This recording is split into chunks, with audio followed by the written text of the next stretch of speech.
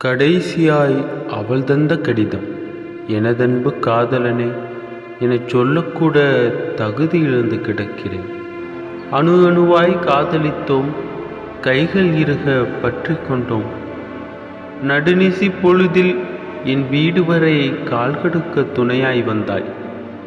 என் சின்ன சின்ன ஆசைகளை கூட தேடி தேடி பரிசளித்தாய். பல நாட்கள் என் வெறும் கூந்தல் நீ சூடிய பூவில் தோட்டமானதே.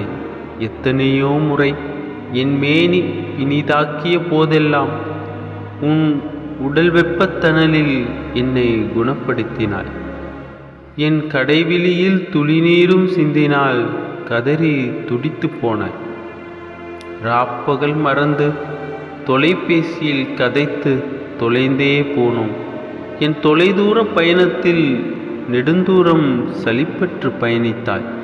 என் விடுமுறை நாட்களில் என் ஊர் செல்லும் பேருந்து தெருமுனை கடக்கும் வரை கையசைத்து வழியனுப்பி வைத்தாய்.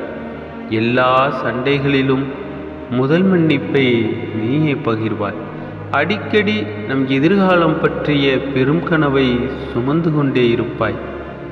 என்னை காணாத உன் கண்கள் என் ஒற்றை புகைப்படத்திற்காய் கெஞ்சி கூப்பாடு போடுவாய். காதலனாய் இதழ் சுவைக்கும் முன்னே தாயாய் நெற்றி முத்தம் தந்து என்னை நெகிழச் செய்தாய். முதலில் காதலை சொன்னது நான் அல்லவா என் மன்னவா? நாளை நான் வேறொருவனுக்கு மனைவியாகப் போவதை உன்னிடத்தில் எப்படி உரைப்பேன்? அன்பு காதலா, என்னை மறந்து வேறு பெண்ணை மணந்தென்னை மகிழ்வி என எழுதியிருந்தாள். அவள் எந்த நிலையில் கடிதத்தை எழுதியிருப்பாள் என்பதை நான் உணர்வேன். அவளின் கையெழுத்தாய் இரு சொட்டு கண்ணீர் துளிகளை சிந்தி கடைசியாய் கடிதத்தை முடித்திருந்தாள். அவளை நினைக்க மட்டுமே தெரிந்திருந்த என் மனதிற்கு மறக்க கற்றுத் தருகிறாள் பைத்தியக்காரி. மஞ்சள் கயிற்றுக்குத்தான் கழுத்தை தந்திருந்தாளே தவிர அவள் மனதில் எனக்கன்றி வேறொருவருக்கு இடம் தரப்போவதில்லை.